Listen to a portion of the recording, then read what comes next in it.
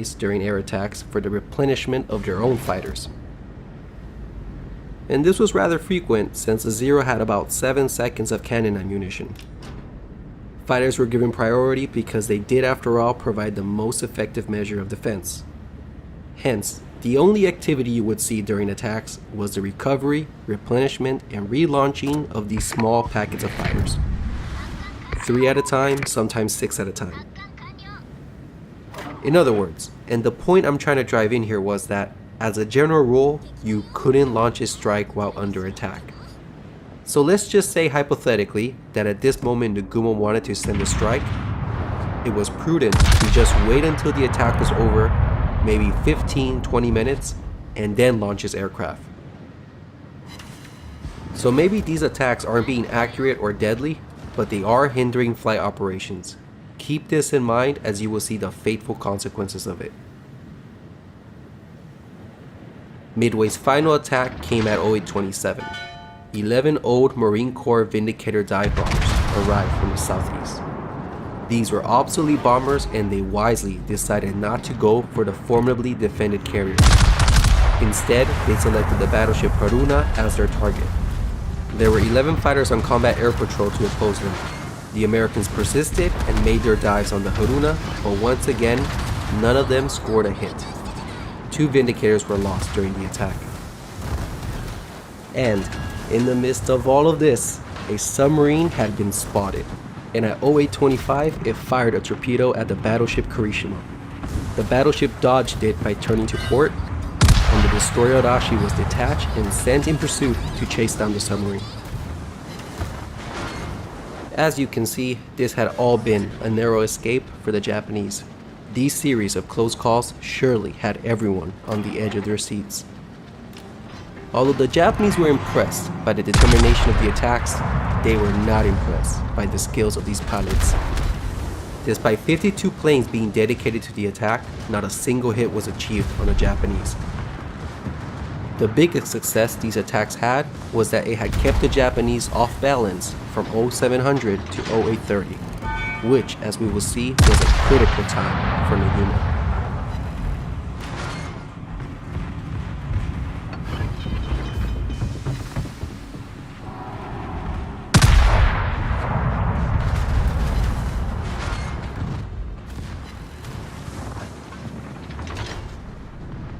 During the early morning attacks on the Kido Butai, a more serious situation was developing in the high command with Nagumo and his staff. Shortly after 0700 hours, Nagumo received Tomonaga's report that a second strike was needed. The news was unpleasant, but had actually been expected. How could a force of 72 bombers, half of which were armed with medium-sized bombs, be expected to neutralize a fortified base? He could allow Tomonaga's flight to return, refuel and rearm, and then send them back. But of course, this would take hours to complete, allowing the Americans to lick their wounds and reform their defense. This would contribute further casualties. Or alternatively, he could strike the Americans while they were still down. He could use his reserve aircraft, who at the moment stood idly by doing nothing. But these were exclusively off the table because Yamamoto had ordered them to be reserved in case of an enemy carrier task force appearing. But surely, Yamamoto wasn't expecting Nagumo to fight an entire battle with only half his strength. I mean, come on, this was tantamount to making Nagumo fight this entire battle with one arm tied behind his back. And this right here had been the fault in the whole Midway plan. There simply weren't enough planes. There weren't enough planes to do the dual mission, to both attack Midway and to keep a reserve in case enemy carriers appeared. So Nagumo looked at the maps, and by now his air searches were reaching their maximum range, and so far nothing had been found or reported. So why not use these planes for the second strike? And let's not forget that at this moment, a Maverick plane from Midway had just tried to suicide crash into his bridge. Midway was clearly still a threat, and as long as its airbase was operational, it posed a danger to his carriers. This is what probably prompted Nagumo's consequent decision. Midway had to be neutralized. Thus, at 07:15, Nagumo went against Yamamoto's orders and ordered the rearmament of his reserve aircraft.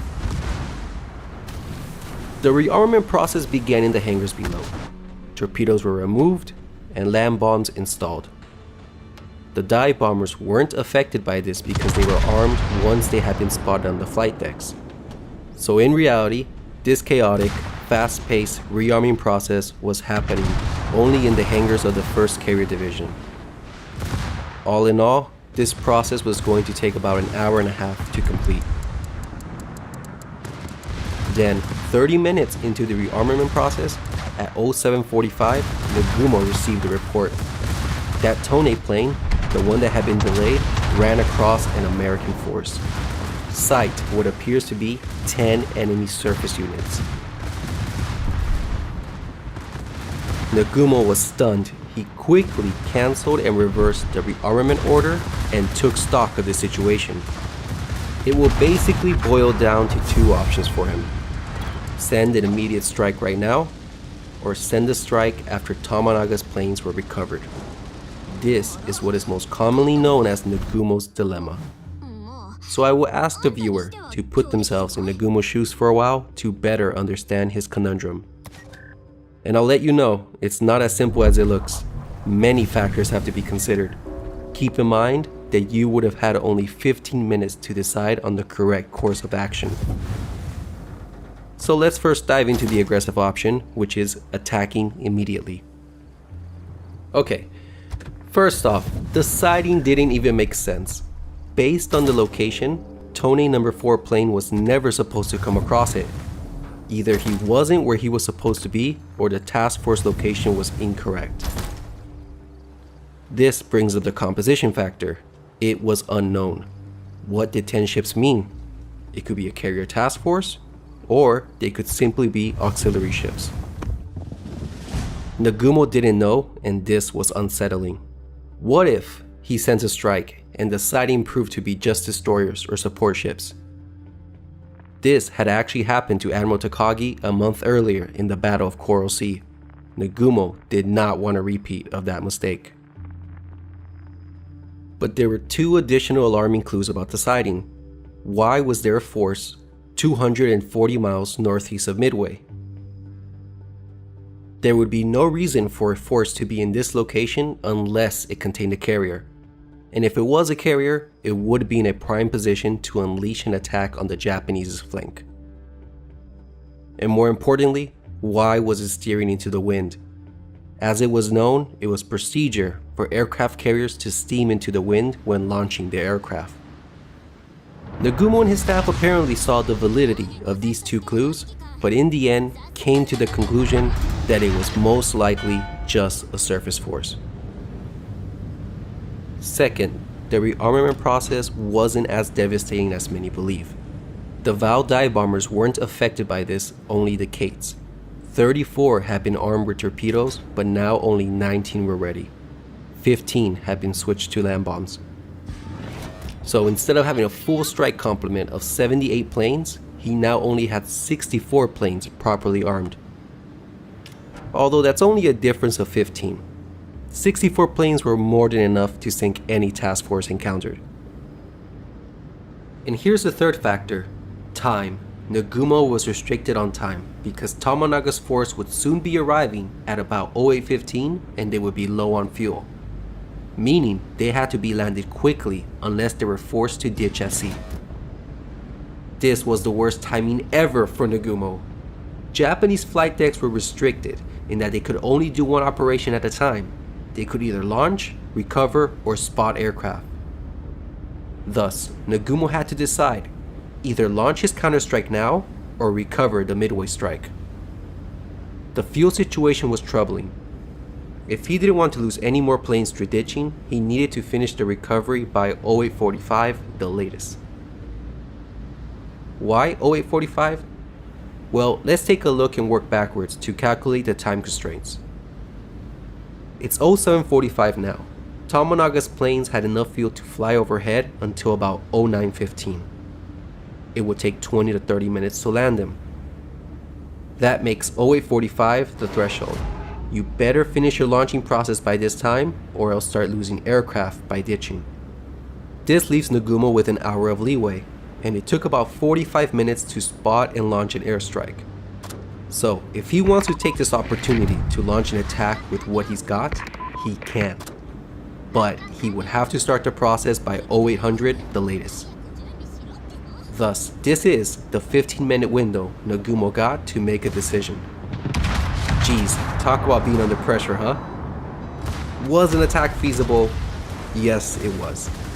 It would be a tight squeeze, but if he began now, by 0800, by 0845 his counterstrike would have taken off and Tomonaga's planes, who would be flying on fumes at this point, would then land.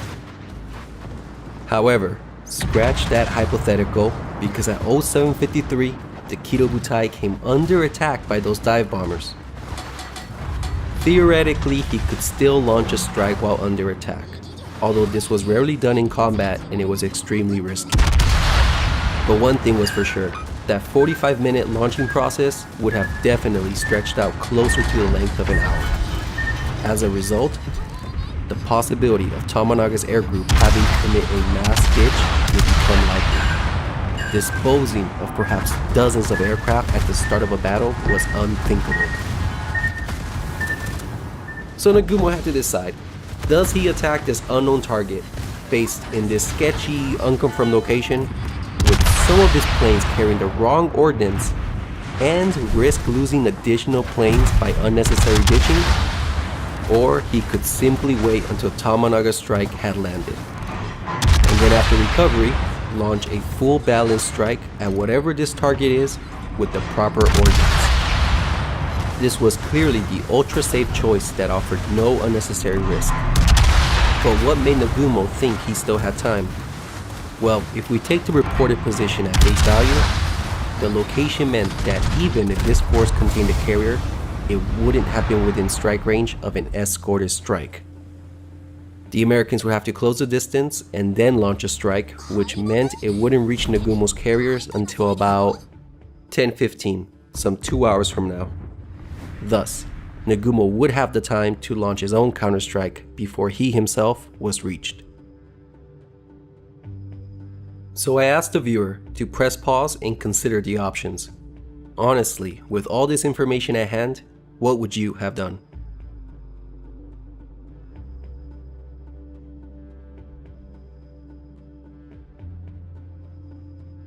With the conservative mindset that Nagumo had, it's not too difficult to imagine which course of action he took. He went for the safest option. He would recover his planes first, and then launch a powerful, well-balanced strike at the enemy. Nagumo opted for this choice because it promised mass and coordination over anything else. For as much as Nagumo has been criticized, his decision was doctrinal. If any other Japanese commander had been in his place, they would have also made the same decision.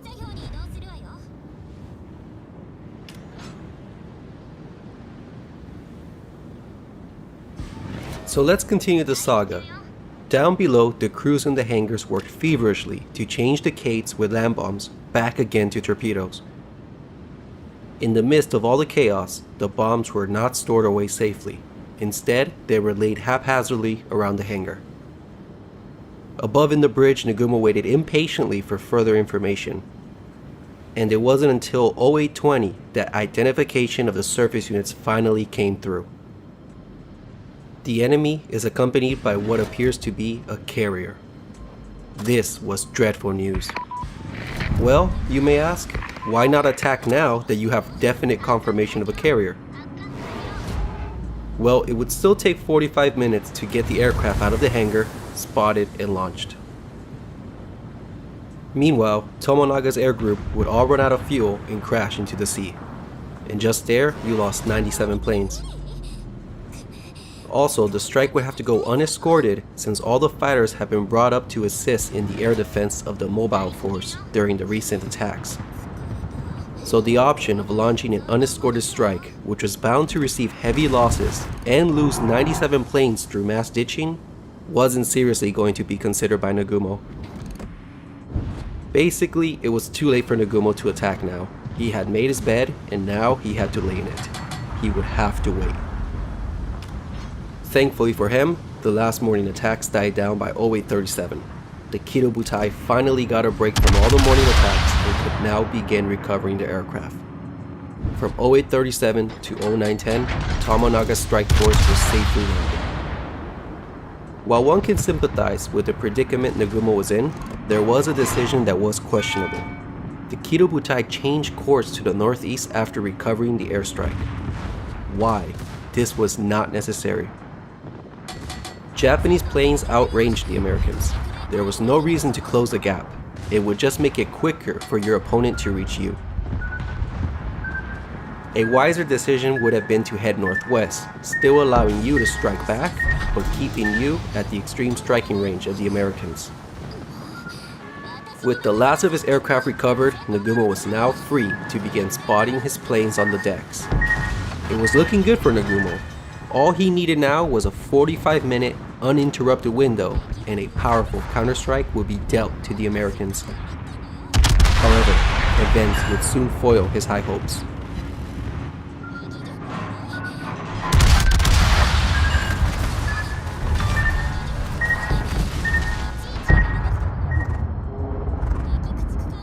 Off to the north, enemy aircraft were spotted.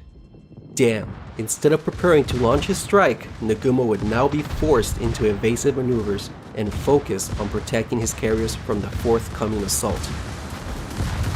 These 15 Devastator torpedo bombers were coming in and with no escorts. They would be easy prey for the 30 fighters that were protecting the mobile force. The 4 carriers turned to port to present their stern to the incoming attackers.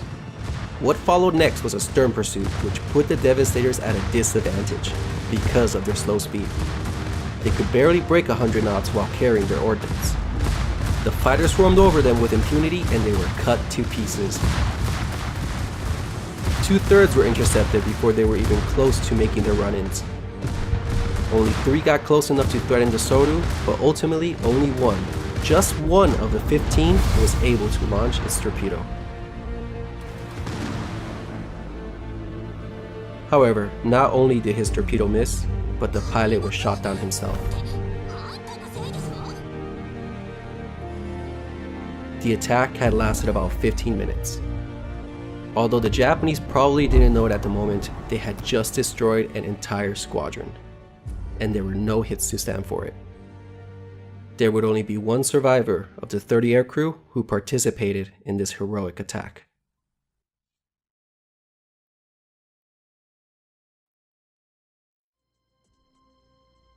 But as soon as that attack was over, at 0940, another one began, this time from the south. It was at this time that Nagumo had to have realized that his mobile force was in serious trouble. It was imperative that Nagumo get his planes off the deck before being hit himself. All he needed was a 45-minute window to launch an airstrike.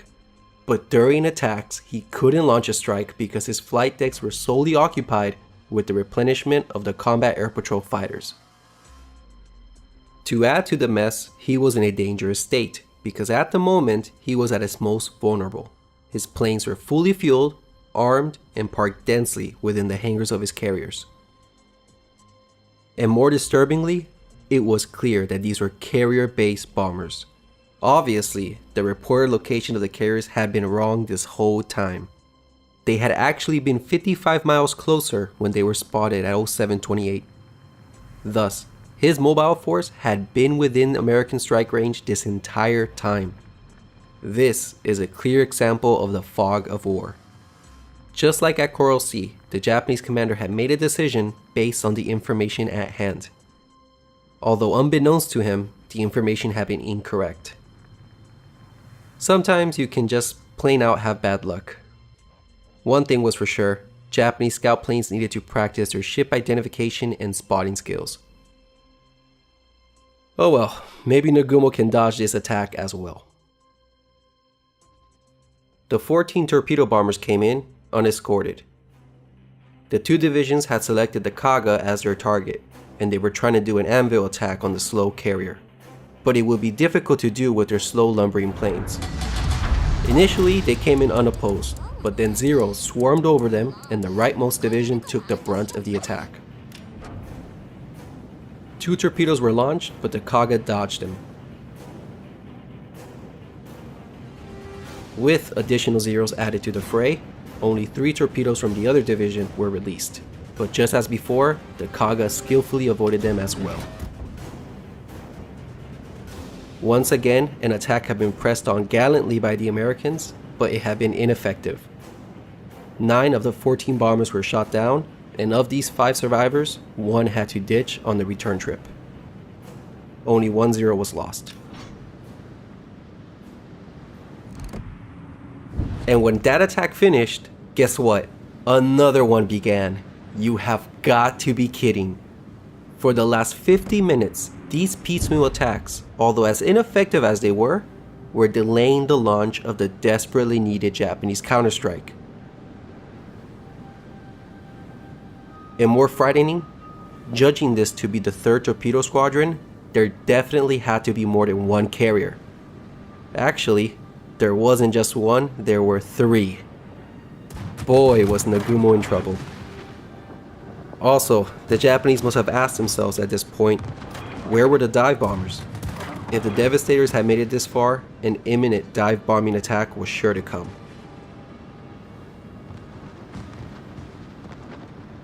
But something was different with this forthcoming attack. These 12 torpedo bombers came in with an escort of 6 Wildcats. The Zeros set out to intercept them, but little did they know they were in for a surprise.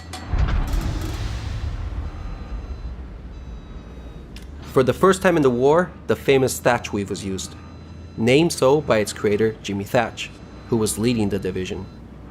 The planes would start in a beam defense position. Once a Zero was on the tail of a Wildcat, the 2 sections would turn towards each other. This allowed one section to get a head-on attack on the chasing Zero. It would either kill or brush off the Zeros on your partner's tail. The process could easily be repeated. This defensive maneuver stunned the Zero pilots. Up to this point in the war, the Japanese pilots would always come out victorious in dogfights against their opponents, but now they were the ones getting beaten. 4 Zeros were shot down and only 1 Wildcat was lost during this interception.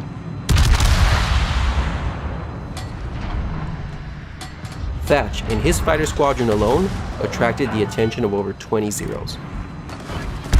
Many things have to be acknowledged at this point. First, the escort had done an excellent job. 11 of the 12 Devastators were actually able to push through for their run-ins, and this posed a considerable threat to the carriers. This caused the remaining Zeros, who were looking out for any nearby dive bombers, to descend from their high-altitude patrols to shoot down these intruders. Therefore, as we can see, the northeast sector became a magnet, sucking in all the fighters on combat air patrol. Disturbingly, this had the effect of leaving the carriers with no overhead protection. What we are seeing here is a dangerous example of target fixation. All eyes were glued on this developing threat that the situational awareness, that is, keeping a lookout for any other threats, was forgotten. This was leaving the Kido Butai in a vulnerable state.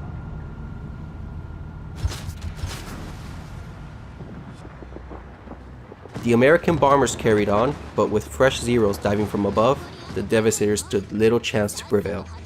The same story played out, and over half were shot down. Eventually, only 5 would end up launching at the Hiru, but the Japanese carriers successfully avoided them. The end result would be that 10 of the 12 torpedo bombers were lost, and 1 of their 4 escorts for no hits. This last torpedo attack probably accounted for about 7 fighters.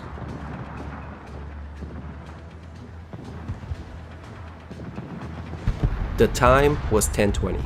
The torpedo attack was halfway through, and as expected, not one had struck home. It was a testament to the prowess of the Japanese pilots. The Kido Butai had been in combat for the last 3 hours and had avoided all the bombs and torpedoes thrown at it, with its evasive maneuvers and its skilled fighters. Nagumo had been quite lucky actually. His mobile force, with no radar, had shot down 53 aircraft at this point and had lost only 11 fighters itself, and there wasn't even a scratch on his ships. But it was precisely at this moment, when all the fighters were down below fighting off this latest assault in the northeast sector, that a new threat emerged high above. 50 dive bombers were approaching overhead, undetected and unopposed, and coming from 2 different directions. Nagumo's luck had finally run out.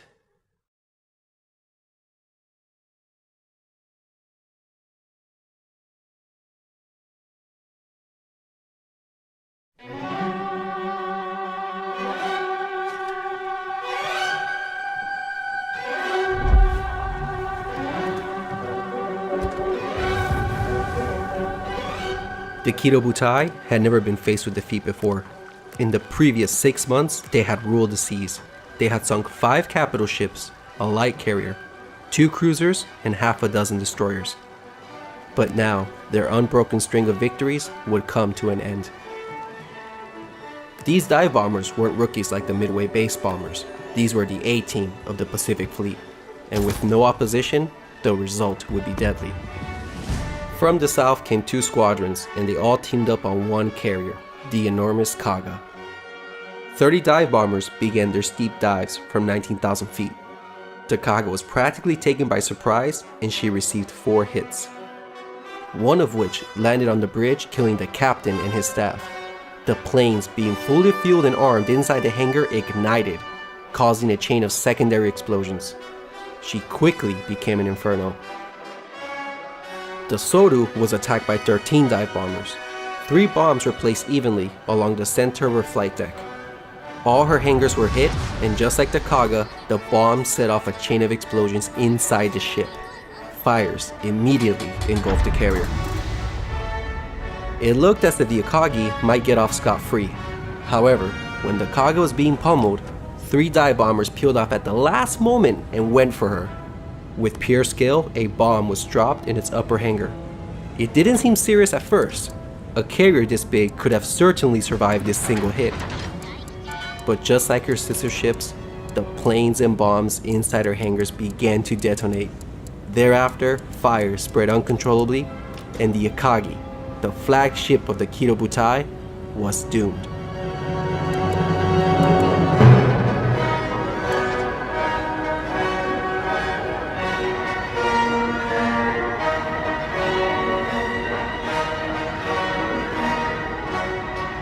In less than 5 minutes, history had changed. The powerful Kidobutai had been wrecked. Only one had been able to escape destruction, the Hiru. The outcome of the battle now rested upon the shoulders of the Hiru and her elite pilots.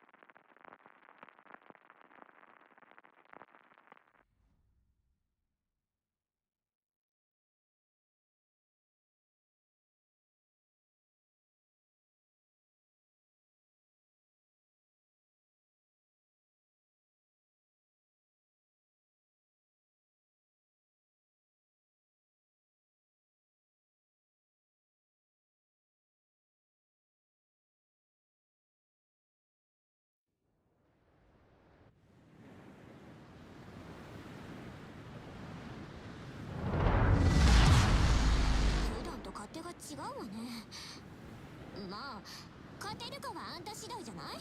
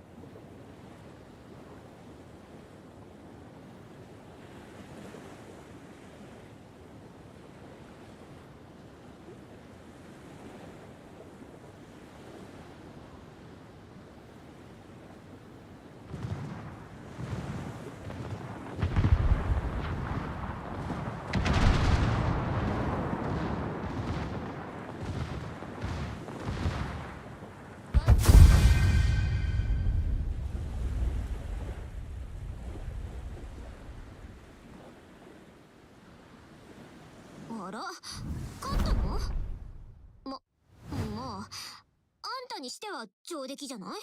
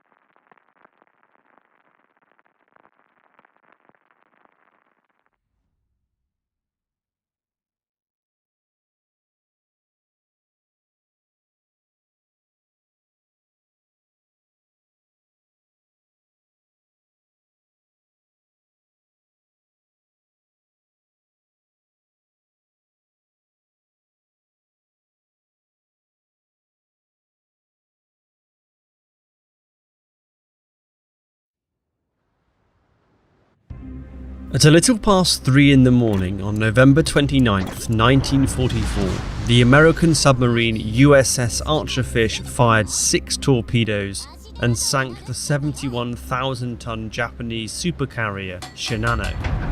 This is the extraordinary story of how a single submarine, skippered by a then unremarkable captain, claimed the largest warship then afloat.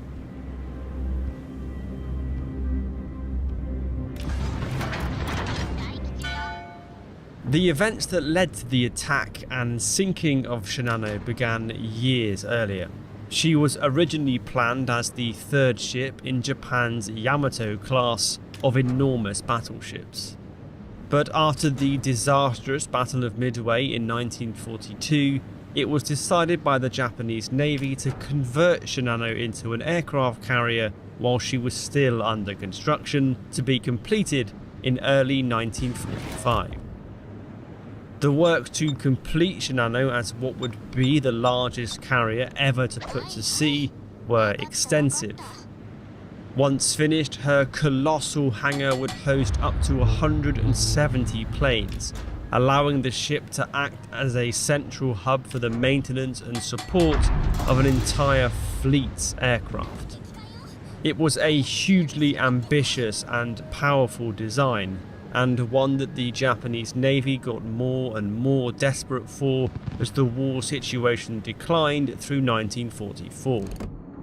In need of something to change the tide, the completion date for Shinano was rushed forward to November 1944.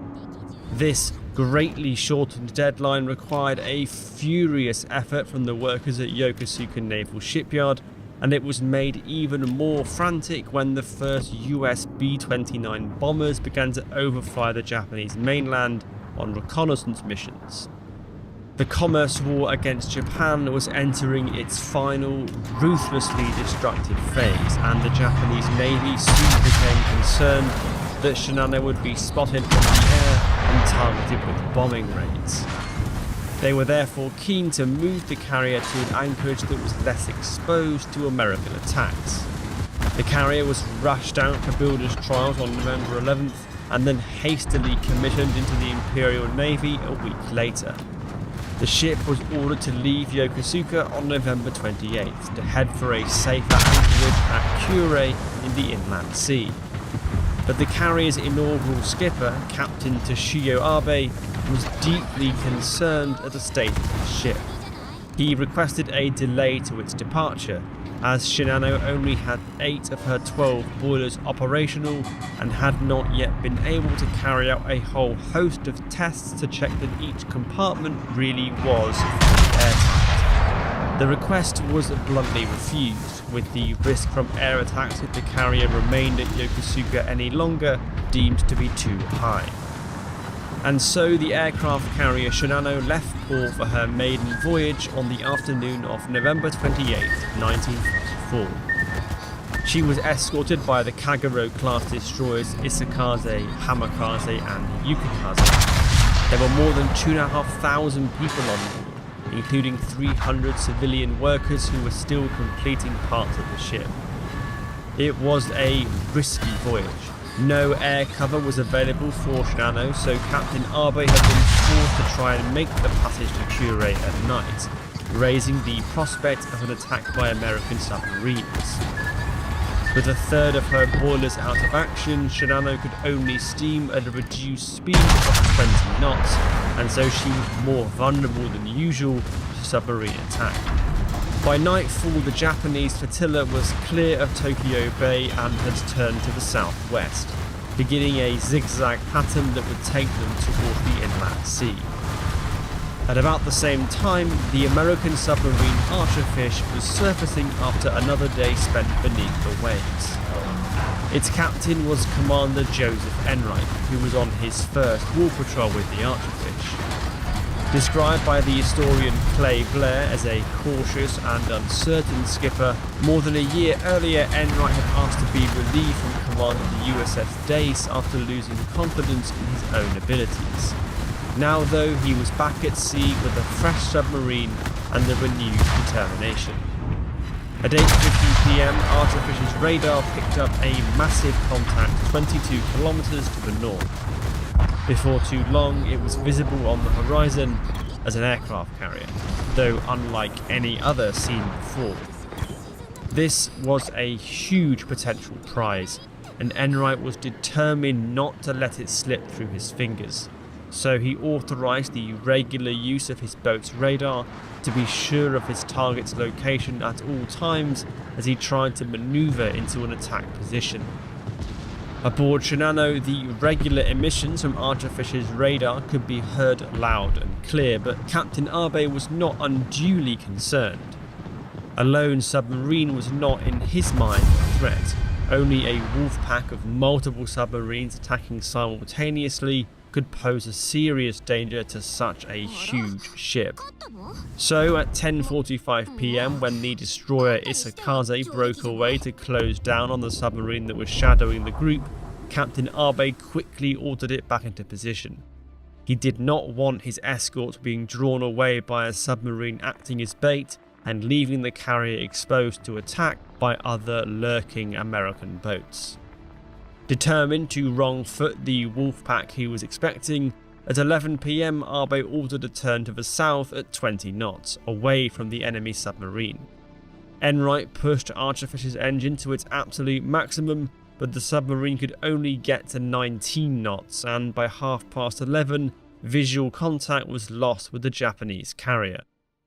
Unable to keep up, a frustrated Commander Enright decided instead to keep on his boat's current course, hoping to be in a better position if the carrier eventually turned back northwards.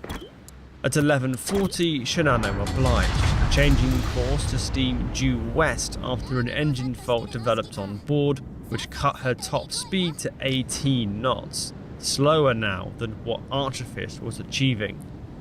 Captain Abe was keen now to make progress towards his ship's destination, but once the carrier swung west, it did not take long for Archerfish to regain contact.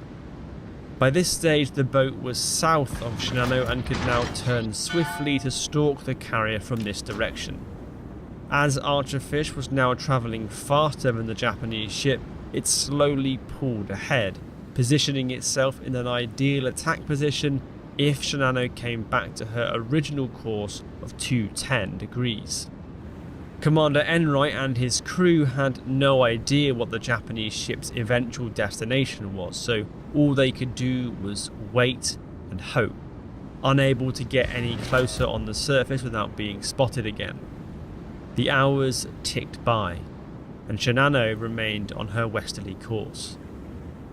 Frustrated, at 2:41 a.m, Enright sent off a report to the Pacific Fleet at Pearl Harbor, giving the carrier's position and course. Shinano picked up this transmission a minute later, and it spooked the Japanese skipper. Captain Abe guessed that it was a message from the commander of the wolfpack of submarines he was convinced was stalking the carrier, and that other subs would now be lining up ahead of him for an attack. He quickly decided to change course, and believing it more likely that hostile submarines would be lurking closer to the coast to the north, decided to turn the other way. And so, at 2:56 a.m, Captain Abe ordered Shinano to turn to the southwest. Watching from his conning tower, 7.5 miles away, Commander Enright was stunned. The Japanese carrier had turned obligingly onto the precise bearing he had hoped, and was now coming straight for them.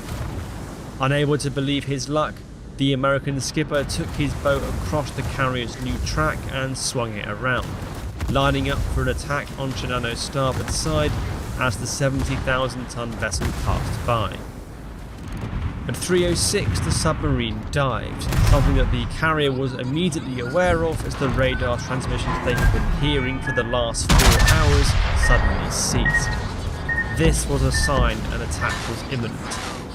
Seeking to throw them off, Captain Abe ordered a further change in course at 3:10, round to 180 degrees due south.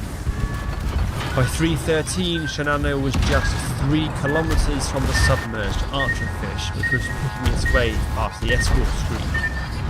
Determined to press home his attack, Enright stayed on his course even as one of the escorts passed directly over his boat without realising he was there, with barely 10 feet of clearance between them. As the propellers receded, Commander Enright wasted no time.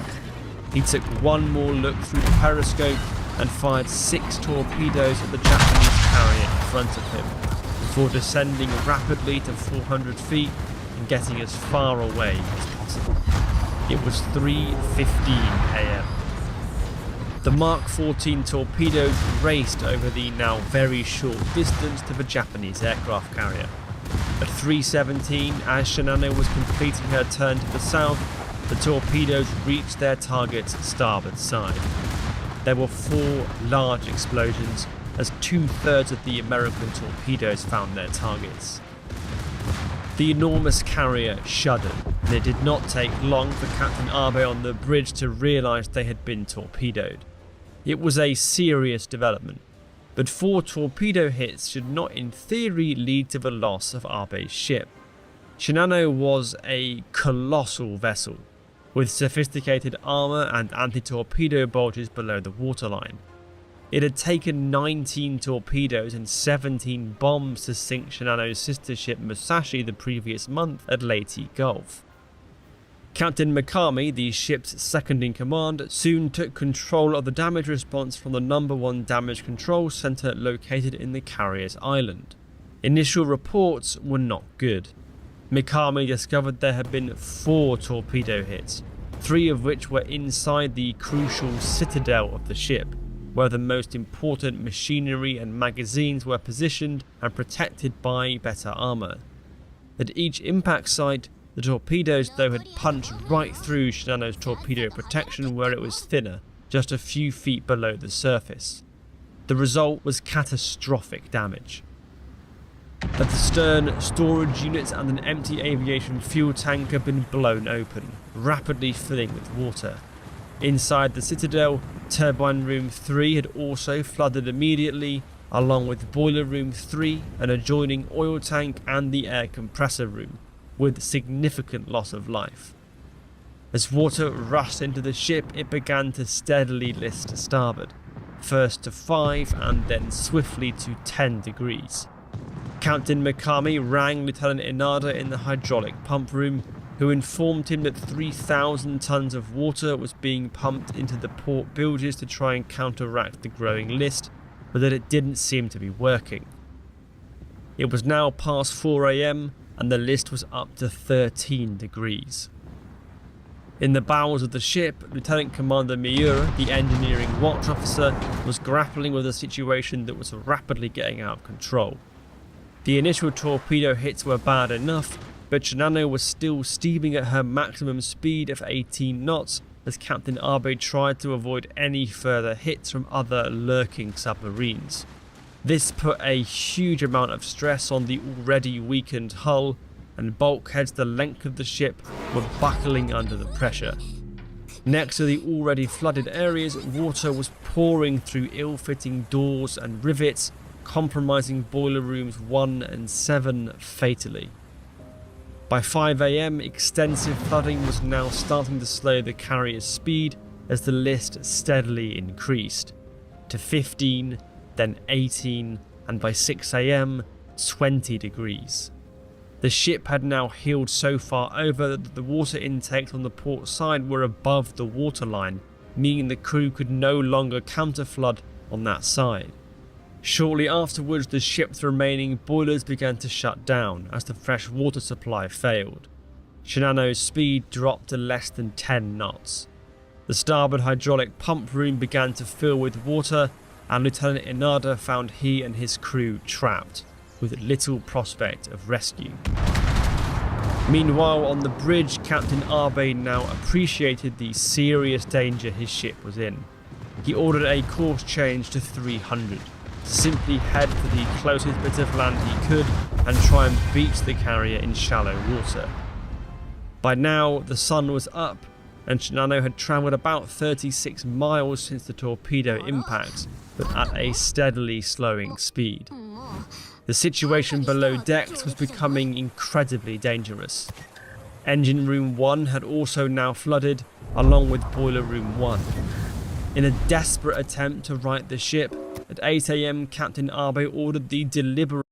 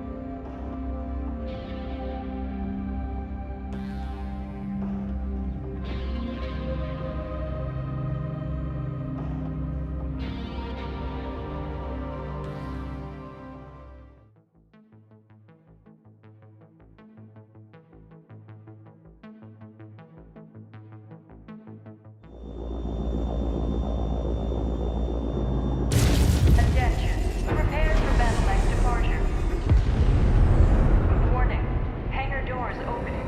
Stand clear. Reactor online. Sensors online. Weapons online.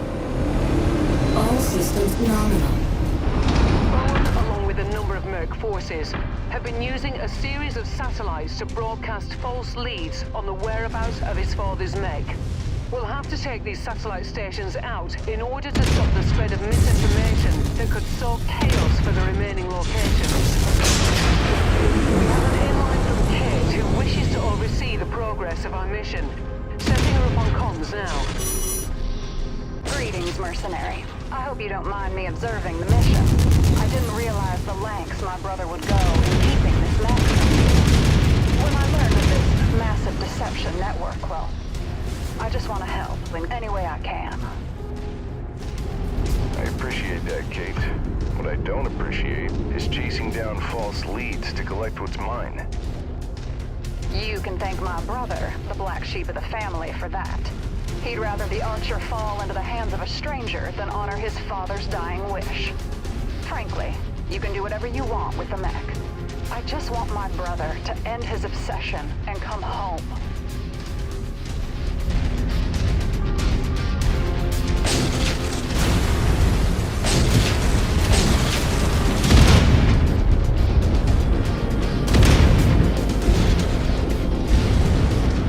Good work, Commander. That's one less target. Target down.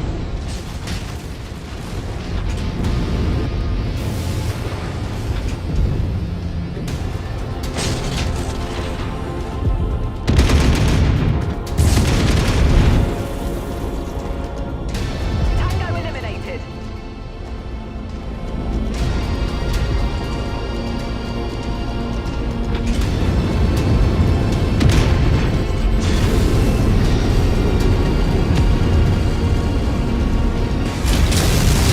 Another tower down. Why is Bowen going to this much trouble to disobey his father's dying wish? My brother was just a boy when my father was discharged from the free world's guard. It wasn't just my father who became a pariah. It was our entire family. Bowen himself was kicked out of the Princefield Military Academy, barred from re-enlisting with the military as a retaliation by the League for our father's life dissolve into isolation and uncertainty, and as a result, turned to a life in the black market. My brother always blamed my father for the loss of the life he could have had. Tough break, paying for the sins of your father. Target down. Target neutralized. That will put an end to Bowen's falsehoods. Sadly, this second location was also a bust. Head back to the dropship, Commander. Kate has just supplied us with the coordinates for the third location. Target down!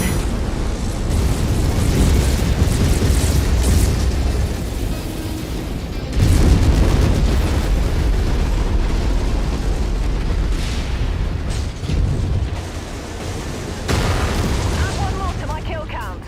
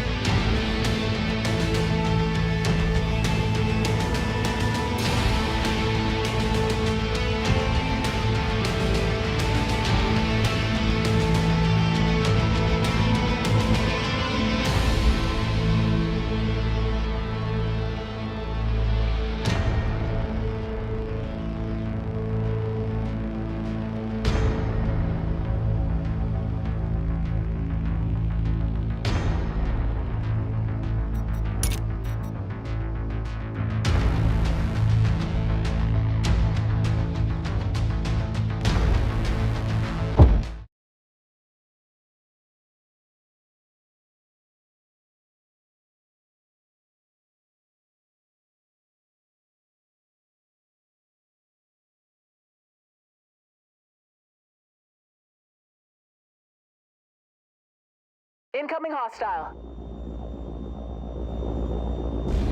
We've been cleared for airstrike support on this mission, Commander. I'll give you the okay once you're in target range. Stand clear. Reactor online. Sensors online. Weapons online. All systems nominal. Bowen, along with a number of Merc forces, have been using a series of satellites to broadcast false leads on the whereabouts of his father's mech. We'll have to take these satellite stations out in order to stop the spread of misinformation that could sow chaos for the remaining locations. We have an inline from Kate who wishes to oversee the progress of our mission. Setting her up on comms now. Greetings, mercenary. I hope you don't mind me observing the mission. I didn't realize the lengths my brother would go in keeping this mech from you. When I learned of this massive deception network, well, I just want to help in any way I can. I appreciate that, Kate. What I don't appreciate is chasing down false leads to collect what's mine. You can thank my brother, the black sheep of the family, for that. He'd rather the Archer fall into the hands of a stranger than honor his father's dying wish. Frankly, you can do whatever you want with the mech. I just want my brother to end his obsession and come home. Objective down. Additional forces are being deployed near you. That's another tower down. Why is Bowen going to this much trouble to disobey his father's dying wish? My brother was just a boy when my father was discharged from the Free World's Guard. It wasn't just my father who became a pariah. It was our entire family. Bowen himself was kicked out of the Princefield Military Academy, barred from re-enlisting with the military as a retaliation by the League for our father's actions. Bowen saw his life dissolve into isolation and uncertainty, and as a result, turned to a life in the black market. My brother has always blamed my father for the loss of the life he could have had. Tough break, paying for the sins of your father. Our employer is even better than their word. Another round of support is on its way. Reinforcements inbound. I've been informed that support is on its way. Let's hope to make it. Target set down. You've cleared the way for the cavalry. They'll be arriving shortly.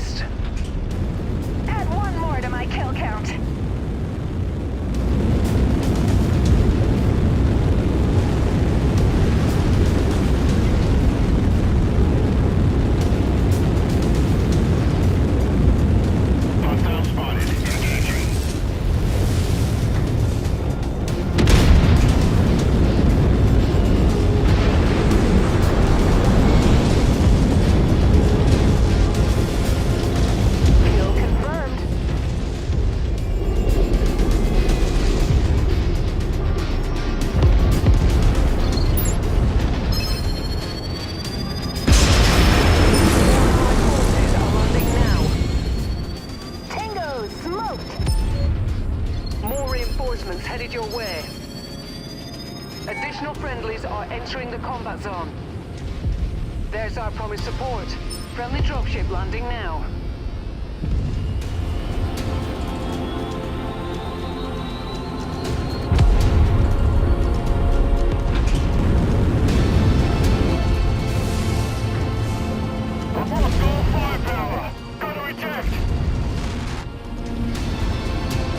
Target destroyed. That will put an end to Bowen's falsehoods. Sadly, this second location was also a bust. Head back to the dropship, Commander. Kate has just supplied us with the coordinates for the third location.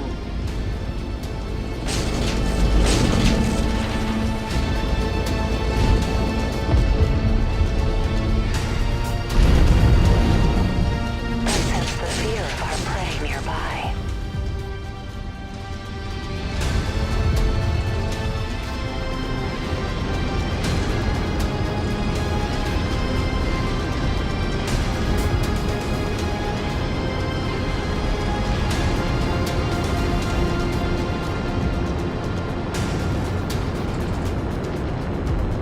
Getting in line, Commander.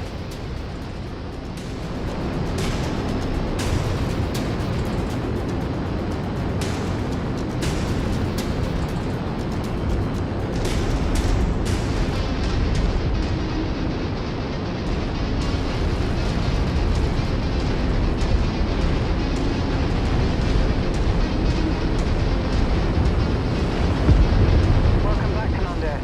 Let's hope the third time is the charm.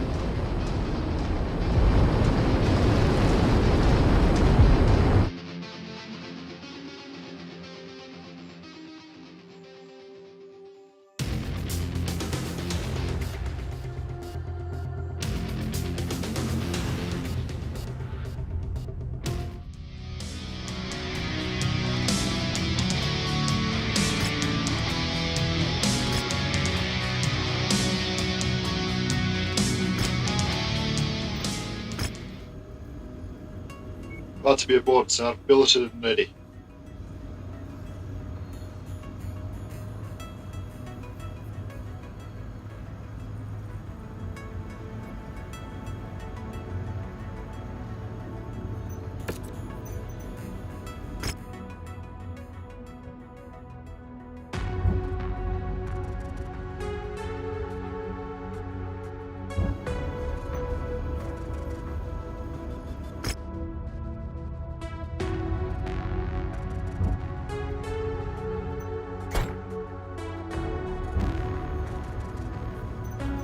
Glad to be aboard, sir. Billeted and ready.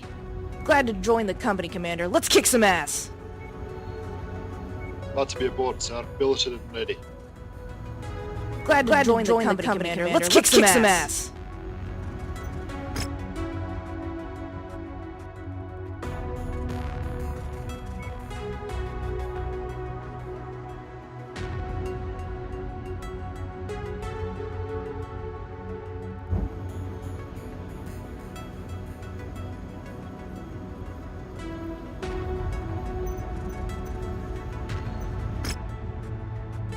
Acknowledged.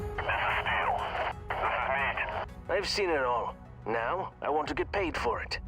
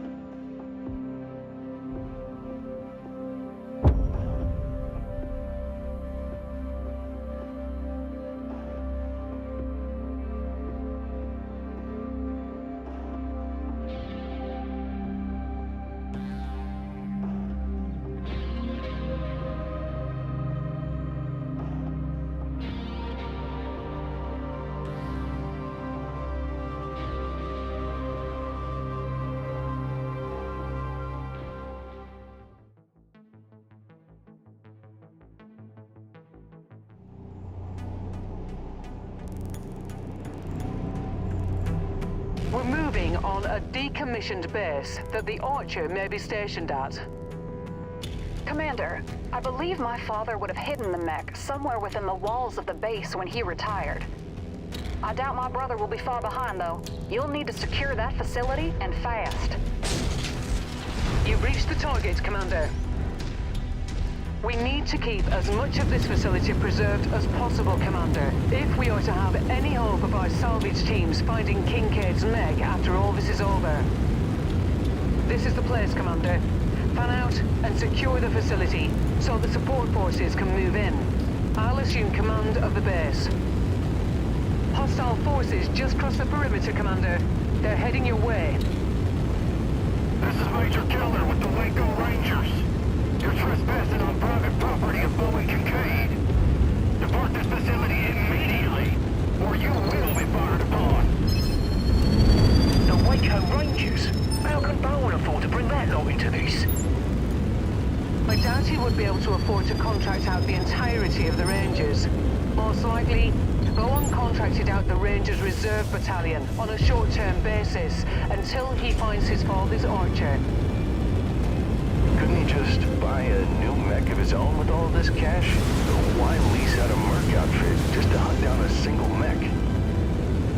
Despite my father, as long as that mech is out there, some part of our father and our family's noble lineage lives on.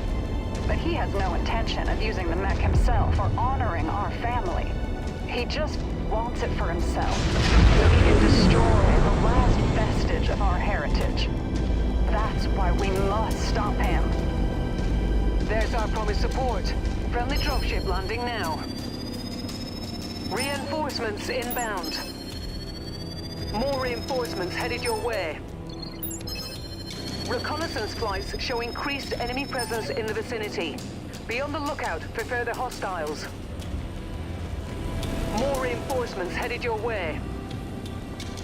You've cleared the way for the cavalry. They'll be arriving shortly.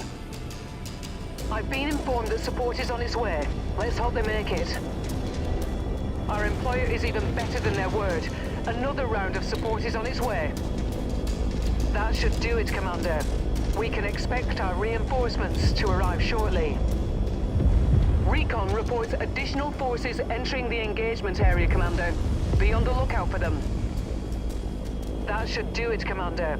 We can expect our reinforcements to arrive shortly. Our employer is even better than their word. Another round of support is on its way. Your resistance is pulling in more hostiles from the surrounding area.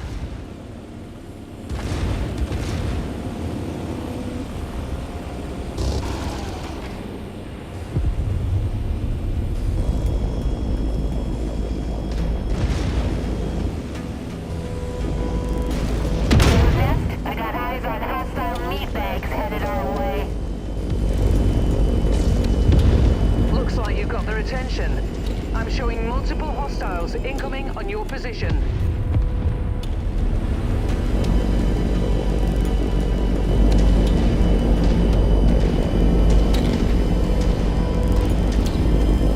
New target, Blackjack.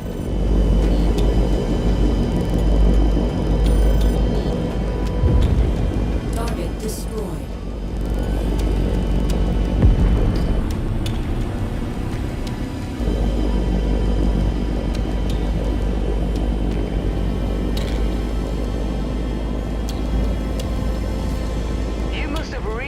Over the beehive here, Commander. More hostiles inbound.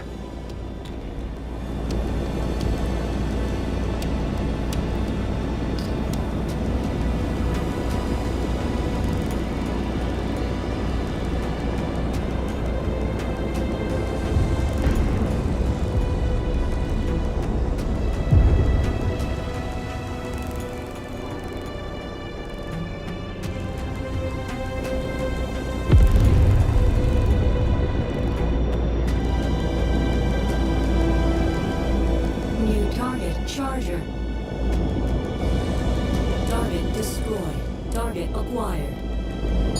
I'm showing all remaining Ranger units are falling back from the area. I think we're in the clear for the time being, but I doubt we've seen the last of them. We're bringing in the dropship and the salvage crew to search the compound now, Commander. Sit tight.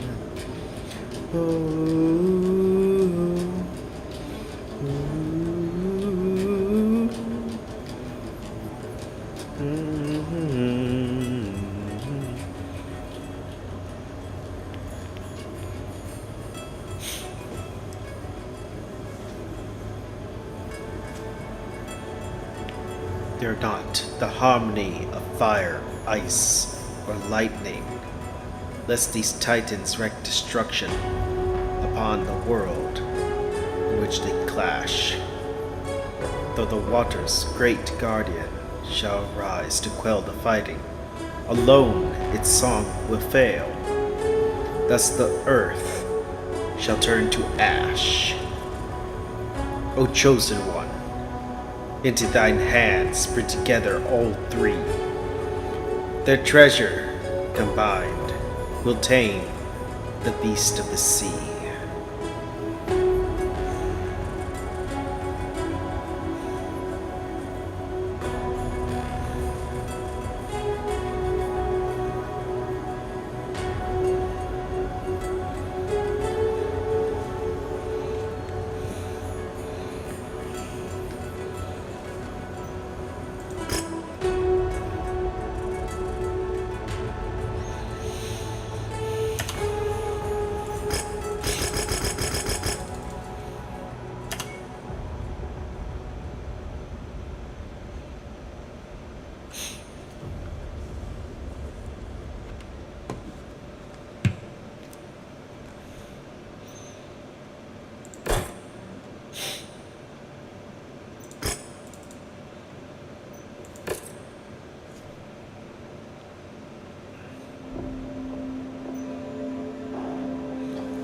Is blocked by all but lonely is the sea, and silent it remains, for it is seen a dying world, passing day.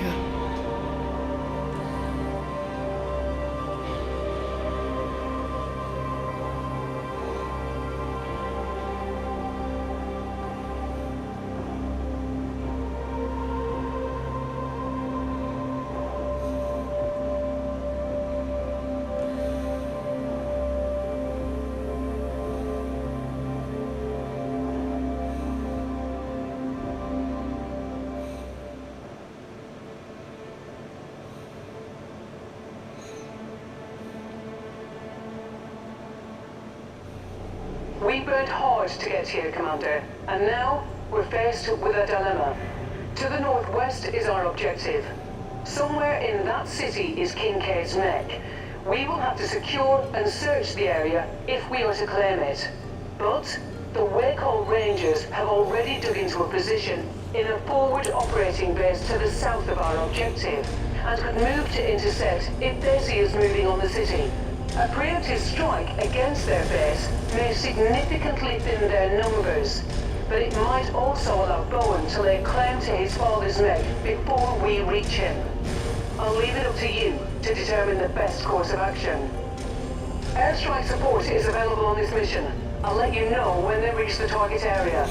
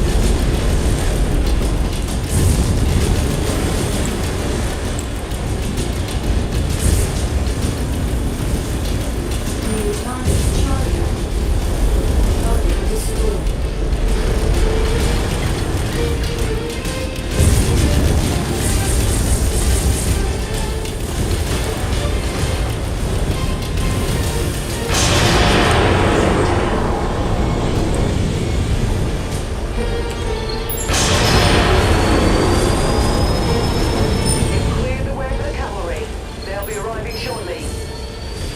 Dynasty unit taking enemy fire. I've been informed the support is on its way. Let's hope they make it. That should do it, Commander.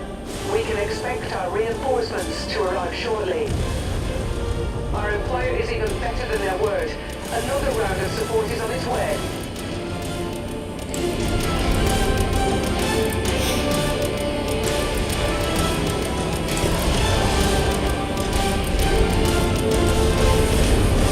No time longer.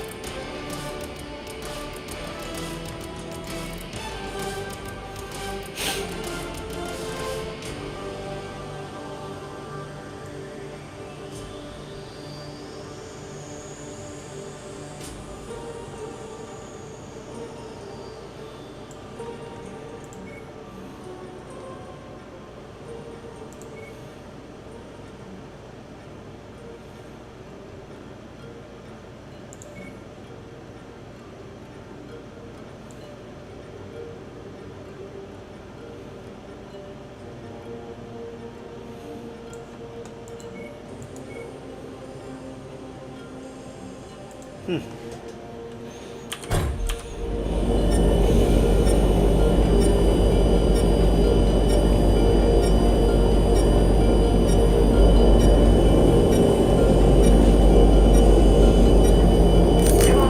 we found it. It's in a hidden mech bay in the southwestern side of the city. I'm showing a small contingent of Ranger forces in the area, but I don't believe they know what they're sitting on. Let's end this.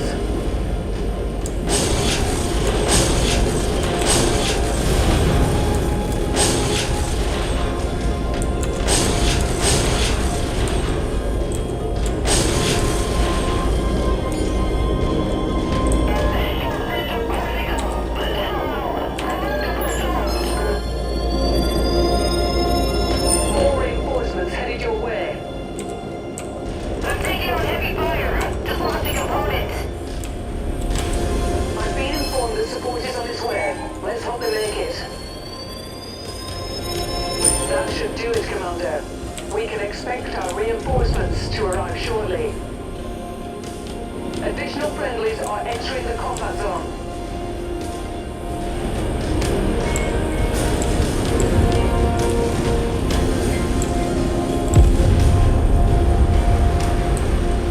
Commander, we found it. It's in a hidden mech bay in the southwestern side of the city.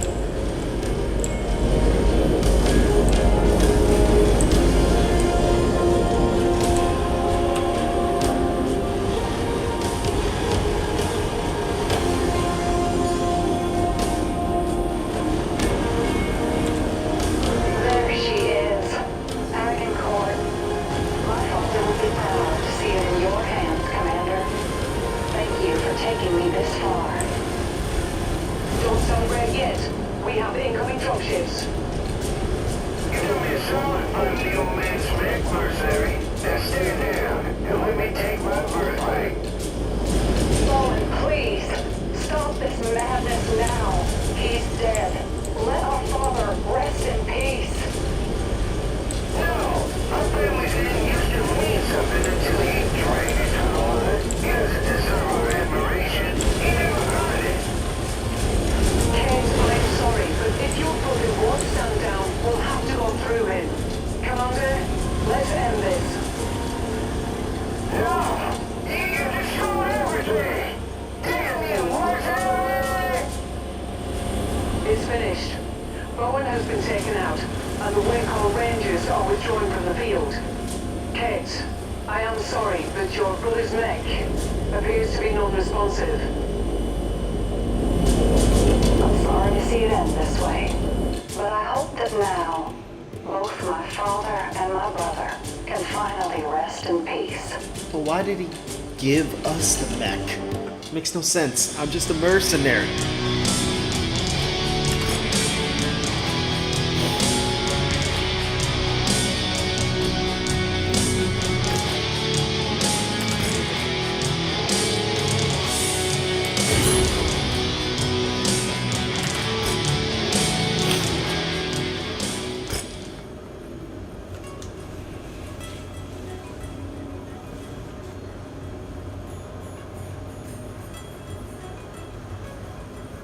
Unfortunately, however, we have a problem.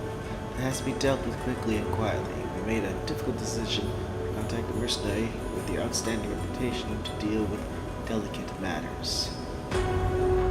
Jumping gun, she's on the flock.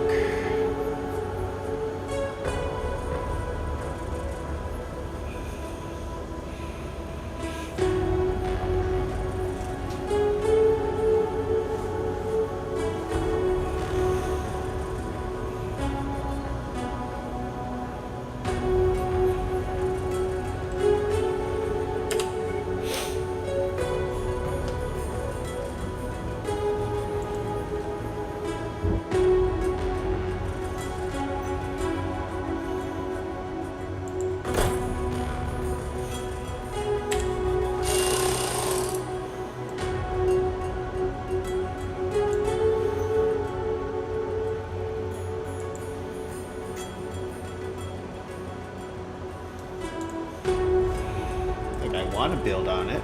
I really want to. I don't think I can. Yeah, I can't. I don't have any spaces.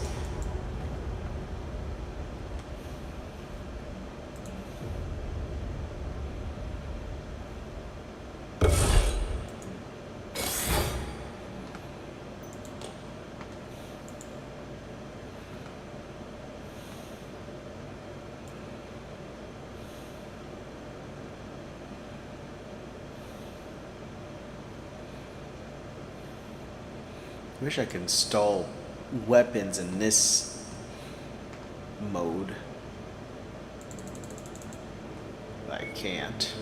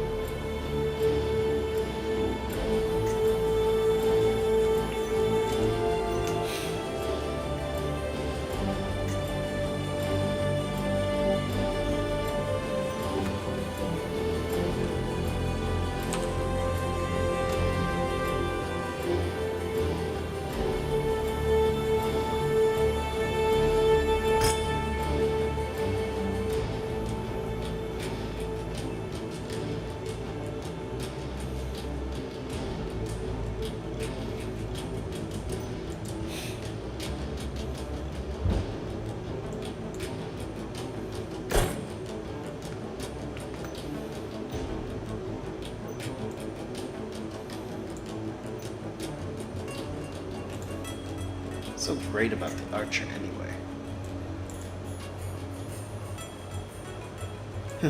Looks like a vulture.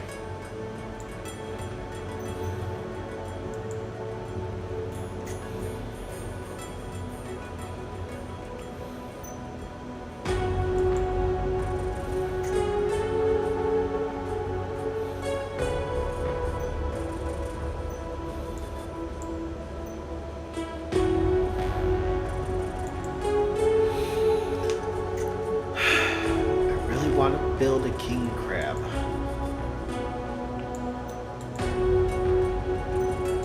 I can't. It won't let me.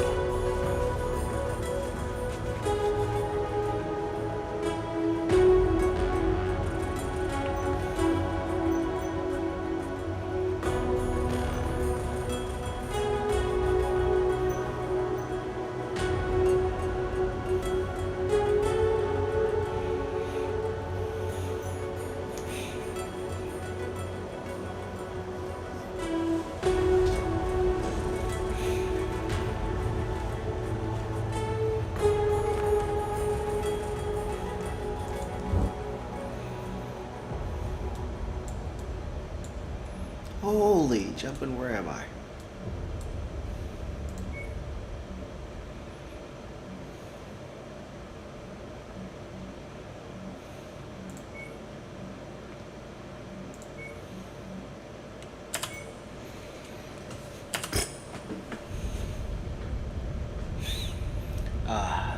Interstellar space. I have a reason to watch it now.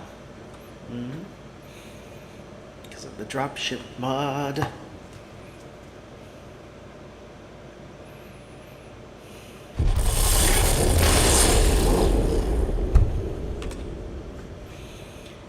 Look for me at dawning when the earth is asleep, till each dewdrop is kissed by the day.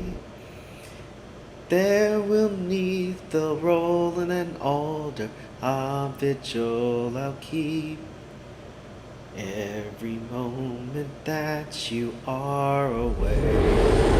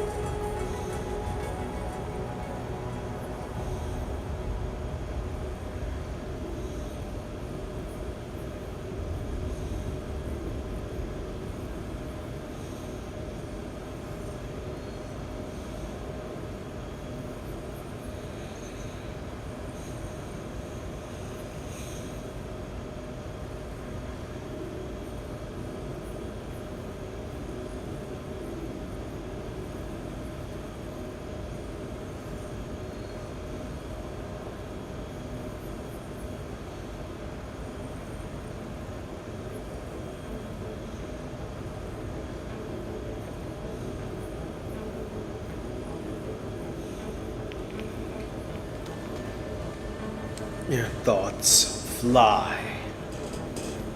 Let your heart soar higher and higher where the eagles fly, till at last resides in peace, and you know who you are.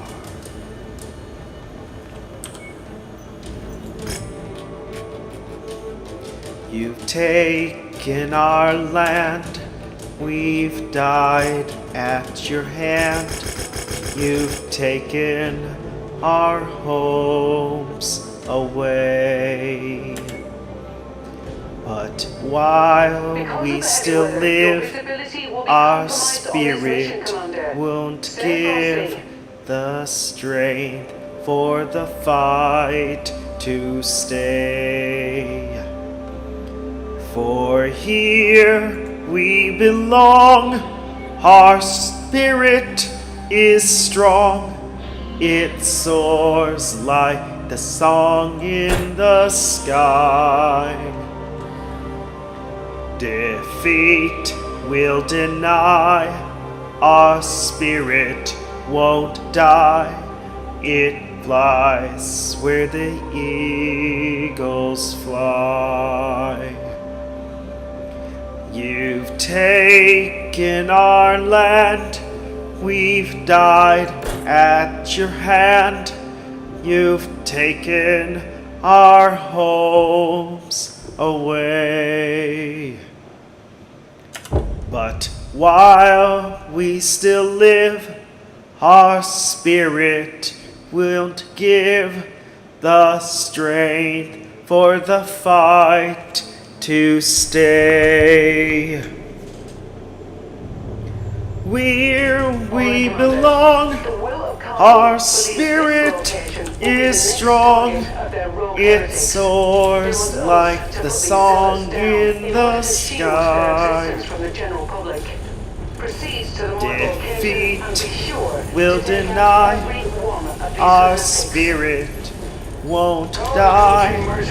It flies where the eagles fly. What are these battle mechs? Oh god, they've destroyed our perimeter watch. They're here to kill us.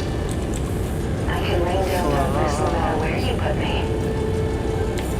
Repo to new grid location. Mega Alpha 1-1. Airstrike still being primed. Stand by.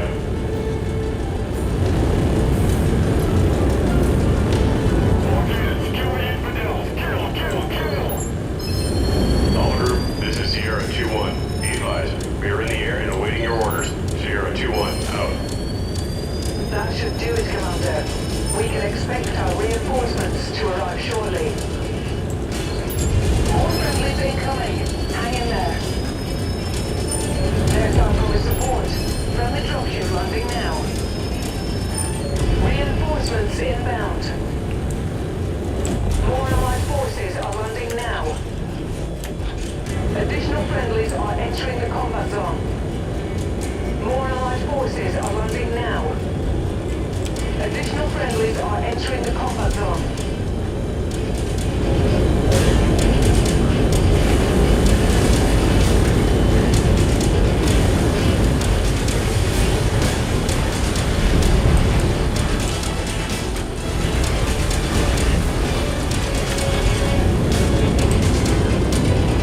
Enemy forces continuing to converge on your location. Stay frosty, Commander. Though the time has fit, right here is a moment passing, not a minute more. All the years have passed, never changed my mind. Will be for us, will be in time.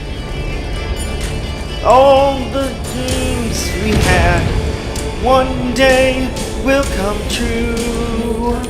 Where eagles fly, I will wait for you. Past the night, many jingles left to fight. See the sunrise once again on the distant shore.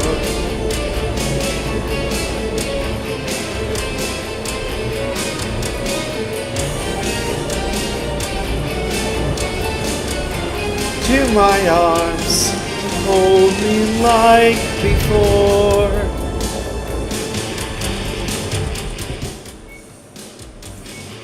Never changed my mind. Will be for us, will be in time. All the dreams we have one day will come true.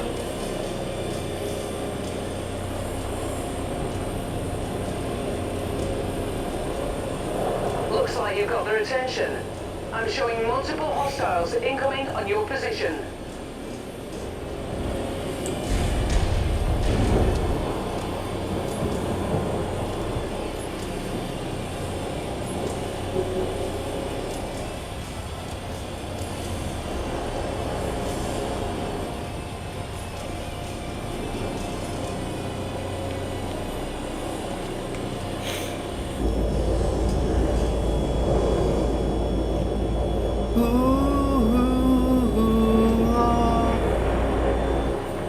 Only Your you resistance is pulling in more hostiles from the surrounding area. have the power New target to fire move starter. Target me. destroyed. And Target together destroyed. we'll make the whole world move in sympathy. Target destroyed. I could Target not see acquired. before. Only Oh you my god, what was that? Who were those people? have the I don't know power who you are or to what move brought you to our me. settlement, but on behalf of my people, thank you for saving And us. hold me, Nice change work, me, Commander. and See you improve back aboard the me. ship. I didn't funny anymore.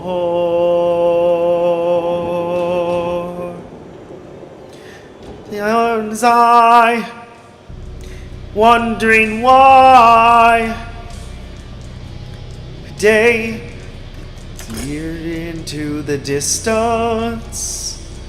Oh, with you, light is falling through. You gave me life just your distance. Only you have the power to move me. And together we'll make the whole world move in sympathy. Only you have the power to move me.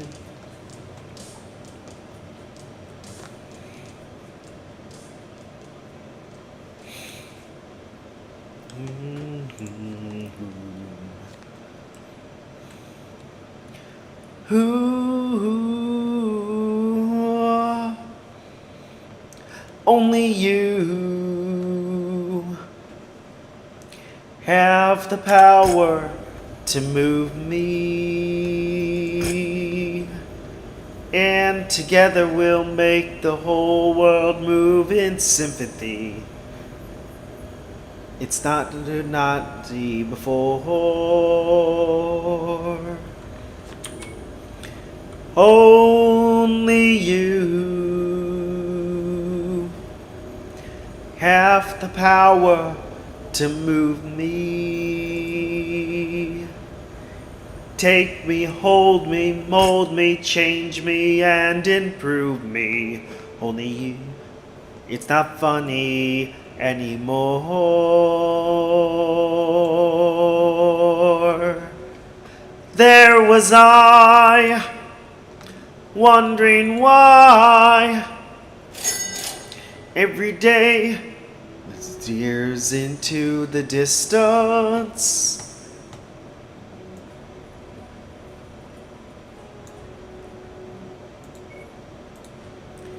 You gave me life just existence. Only you have the power to move me. Take me together, we'll make the whole world move in sympathy. Only you have the power to move me.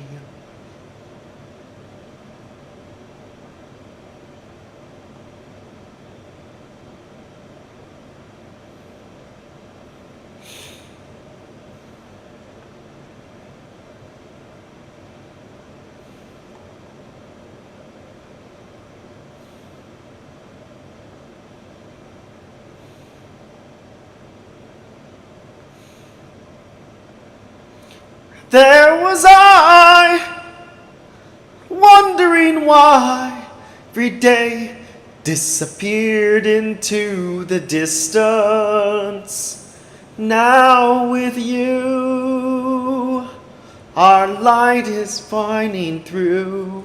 You gave me life, not just existence. Only you have the power to move me. And together we'll make the whole world move in sympathy. I could not see it before. You have the power to move me. Change me, hold me, mold me, change me, and improve me. You power to move me.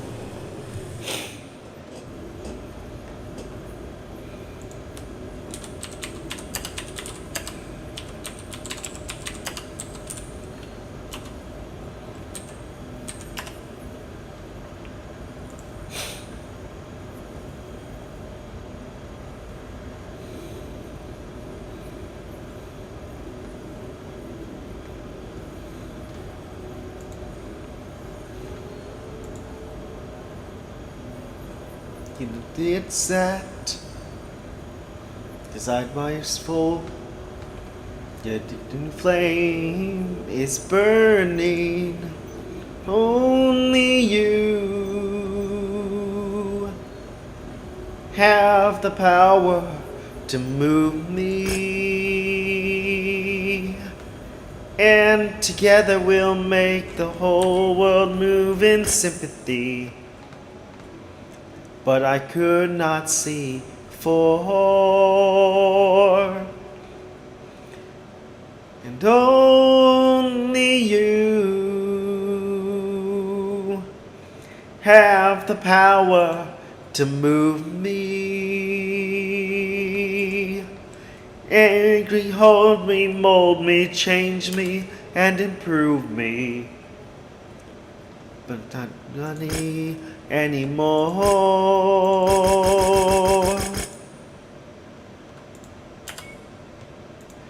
Tell me why. Mind the weather, Commander. It'll compromise your Wondering visibility. why every day disappeared into the distance. Oh, with you, the light is shining through. You gave me life, not just existence. Only you have the power to move me.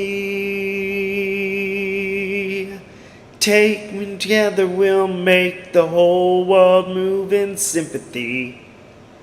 You have the power to move me. I sense the fear of our prey nearby. Airstrike support is available on this mission. I'll let you know when they reach the target area. Online. Sensors online. Weapons online. Get it all All systems down. nominal. The civilian settlement is just atop that hill, Commander. Looks like it's already under attack from infernal forces. Get up there and tear those bastards out before there's nothing left. Me. And together we'll make the whole sympathy.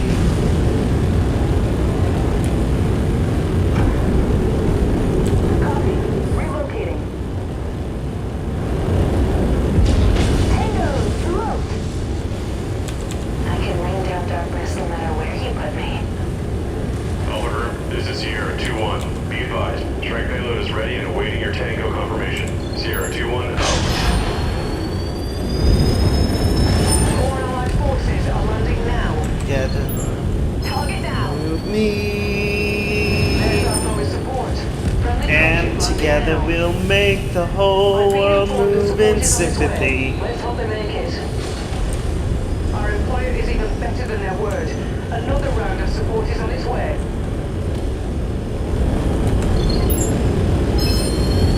Thanks for protecting these people, Commander. Myself included. I'll let Spears know what you did. By the way, Black Inferno has fortified the refinery. They'll be prepared for you and itching for a fight. Hate me and improve Take me. care of your wounded. Help will be on its way soon enough. All right, Commander. Get to that refinery and take out those fuel depots. More reinforcements headed your way. You've cleared the way for the cavalry. They'll be arriving shortly. More reinforcements headed your way. That should do it, Commander. We can expect our reinforcements to arrive shortly.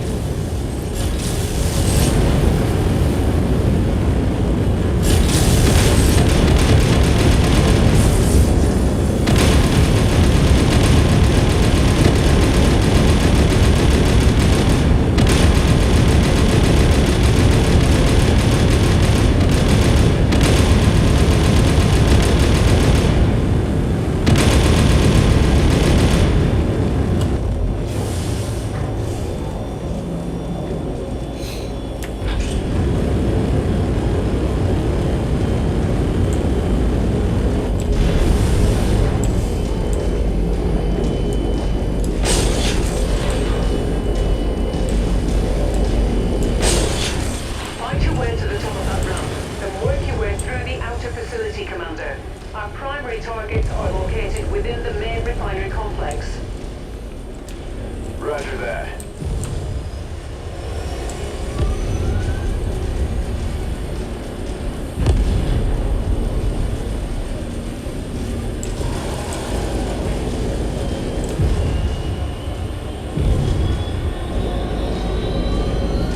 Just lost the component, but I can still fight.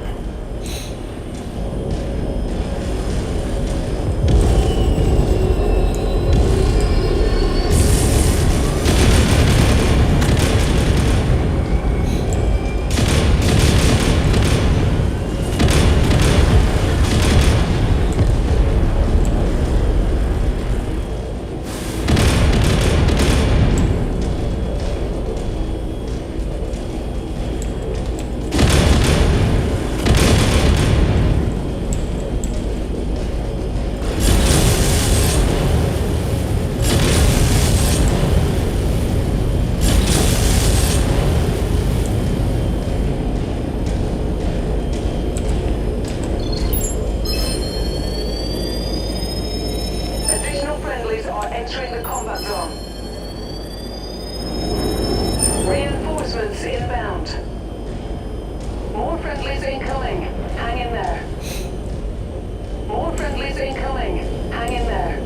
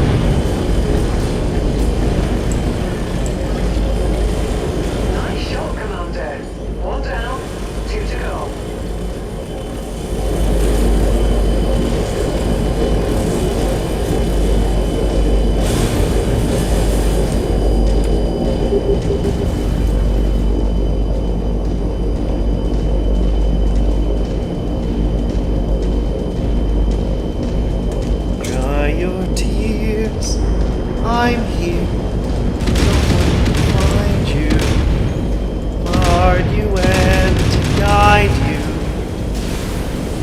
Let love me every waiting moment. Turn my head with talk of summertime. Say you'll leave me with you here and always. me that all you say is true. That's all I ask of you. Be your shelter. Let me be your light. You're safe. No one will find you. Your fears are far behind you.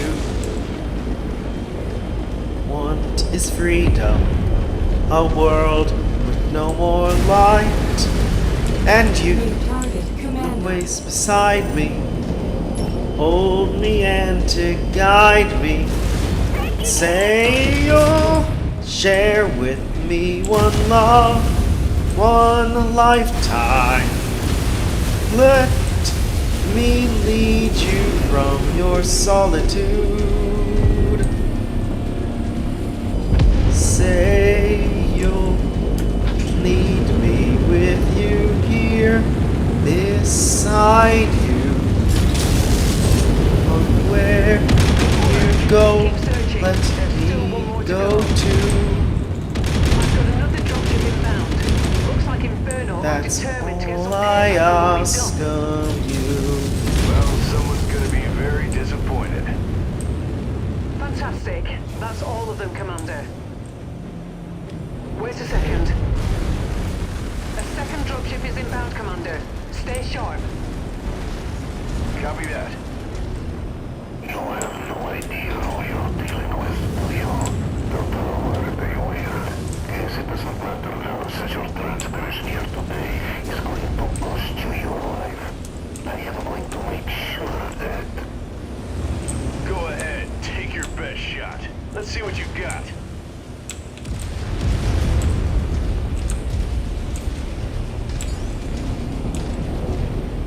Excellent work, Commander. I'm on my way. Prepare for exfil.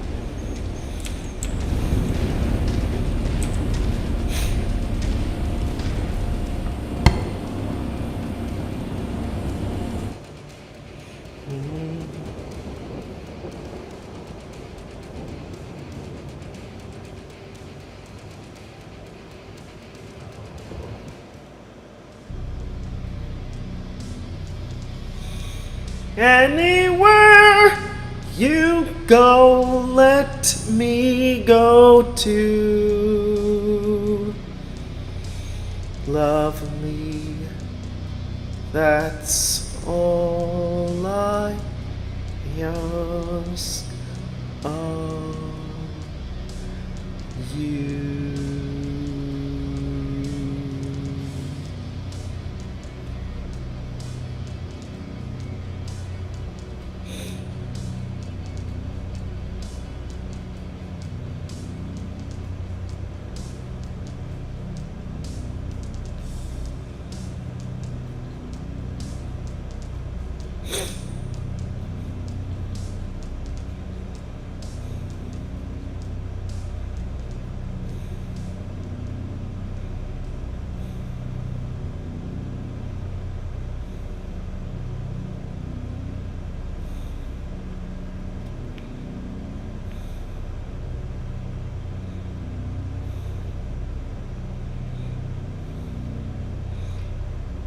You're a little moved.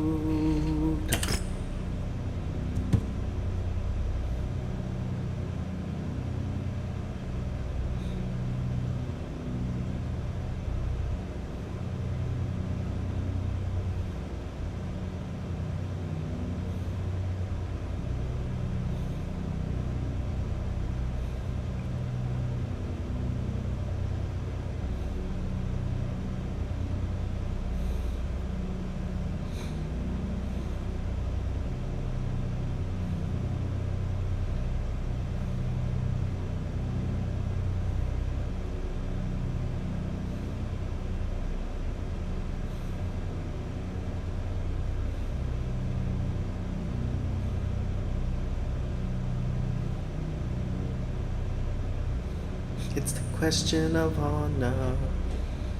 Question of honor. It's of honor.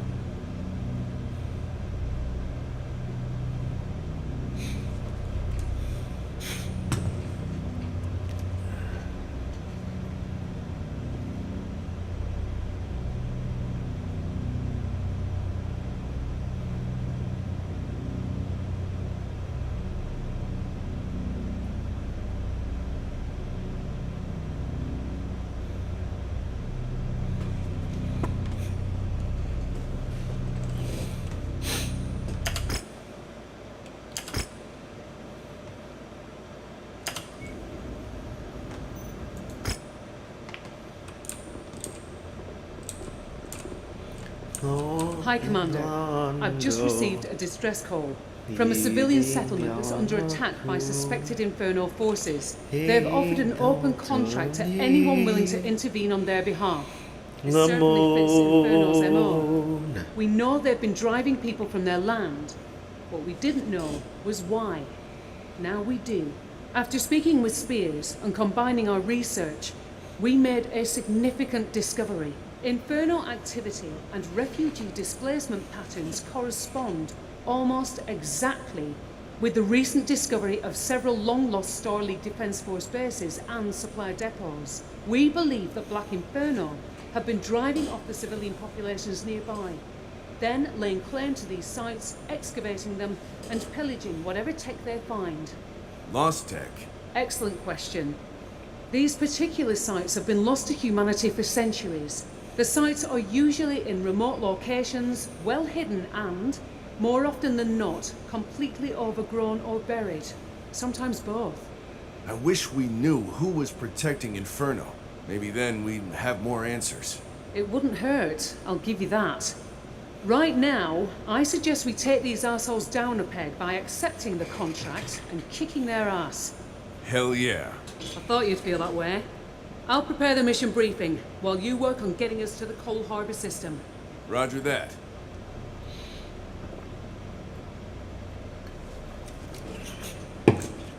Do it, Nirvana. Do it, Nirvana. Do it, Nirvana. Do it, Nirvana.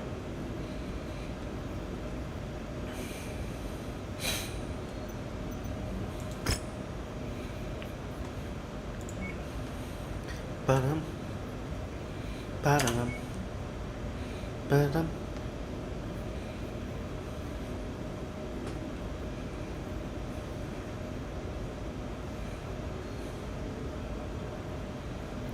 If you win or you lose, it's the question of honor and the way that you choose. It's the question of honor. And yet tell what's wrong or right. It's black is white, day is night. All in one, two men collide. It's the question of honor.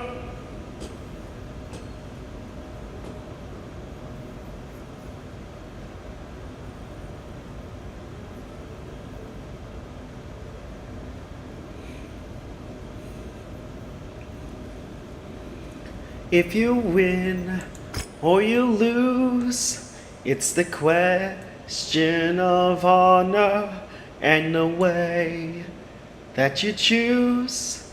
It's the question of honor. Win or you lose, it's the question of honor and the way that you choose. The question of honor.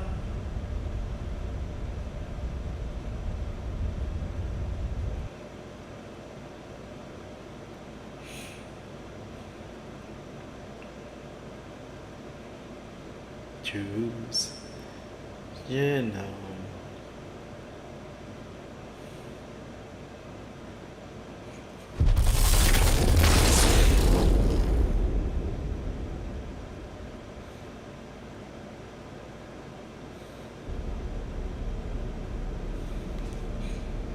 Nirvana.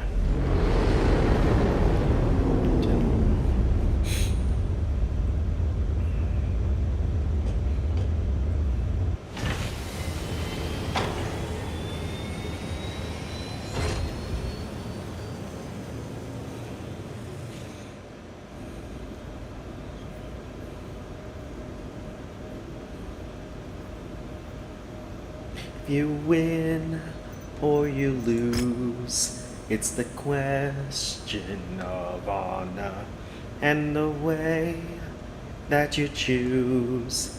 It's the question of honor. Tell what's wrong or right. It's black is white, and day is night. I know it. I don't tell what's wrong or right. Black is white, all day is night. I know when two men collide. It's the question of honor.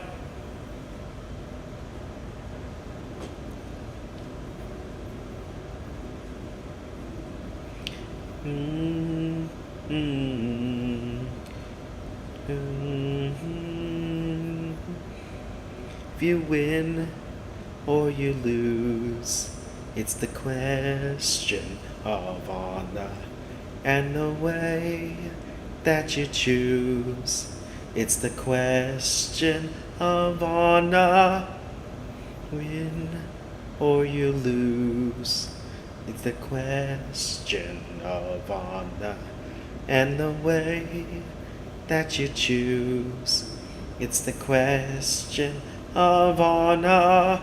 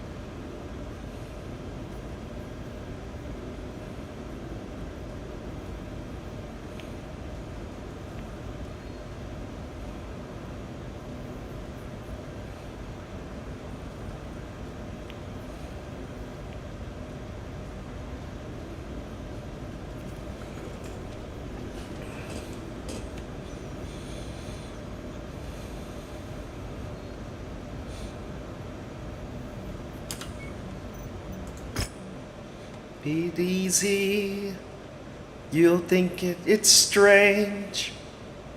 There until I to complain how I feel. Yet it's still enough after all that done.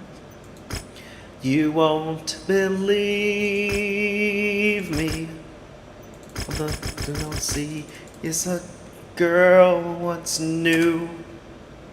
Though she's dressed up to the nines and sixes and sevens with you.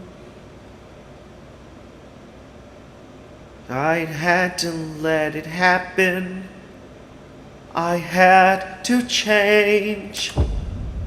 Didn't stay all my life down at heel.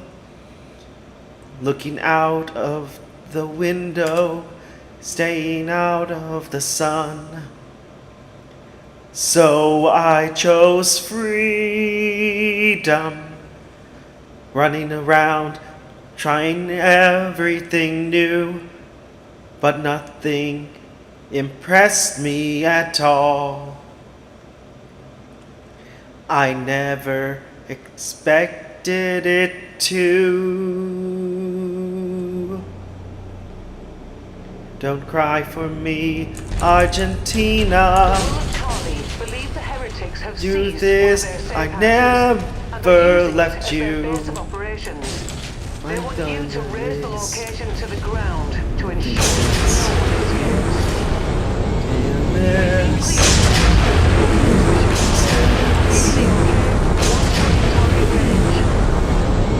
Good start, Commander. I'm showing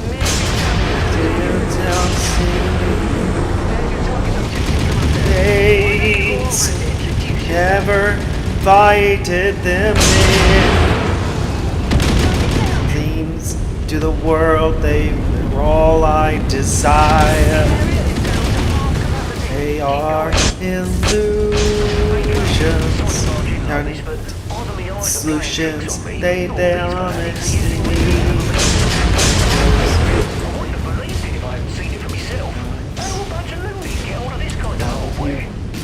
All will are free.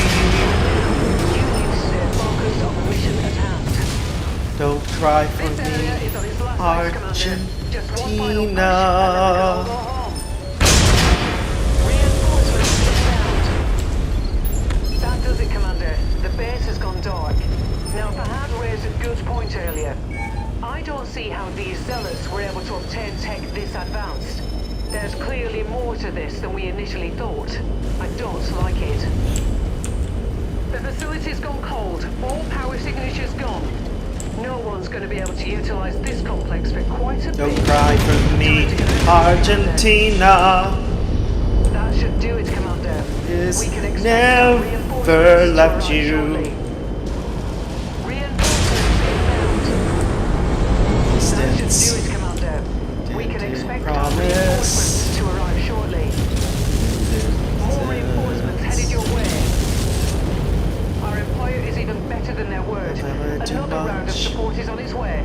There's nothing more. That should do it, Commander. We can expect our say. reinforcements to arrive shortly. More Allied forces are landing now.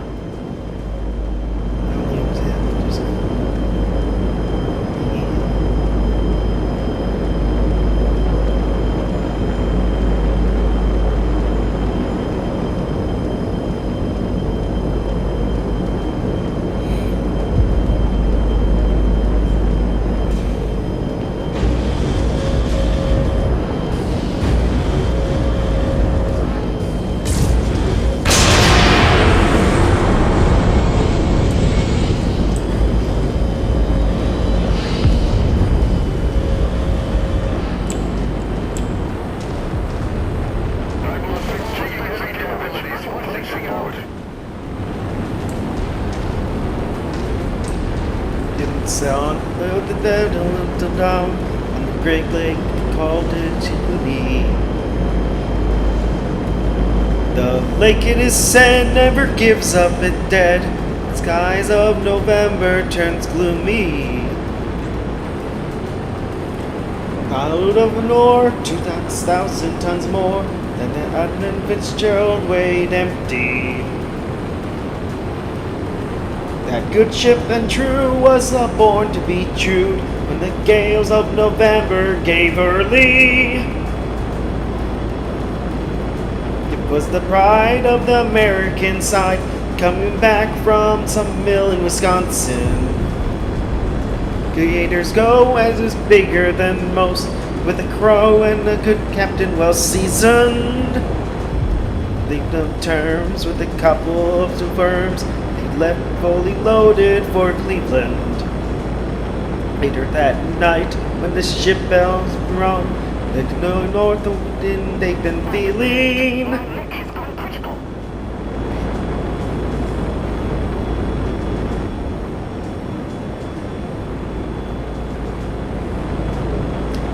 Wind in the wires made a telltale sound when the wave broke over the railing. And every man knew, as the captain did too, 'twas the witch of November came stealing. On the plate and the breakfast had to wait when the gales of November came slashing. An afternoon it came, it was freezing rain in the face of a hurricane west wind. Target eliminated. A mere fraction of the Capellan Confederation's power.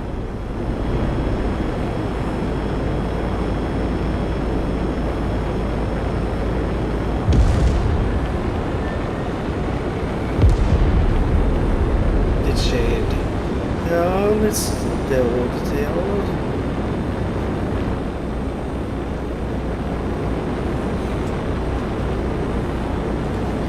Chillin'. Target acquired.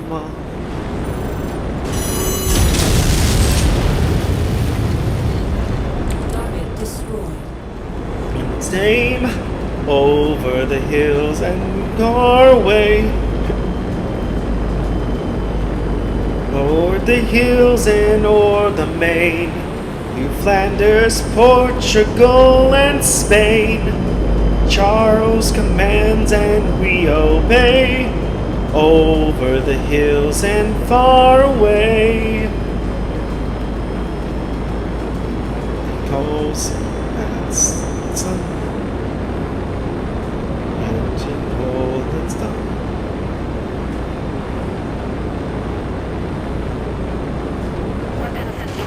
And far away,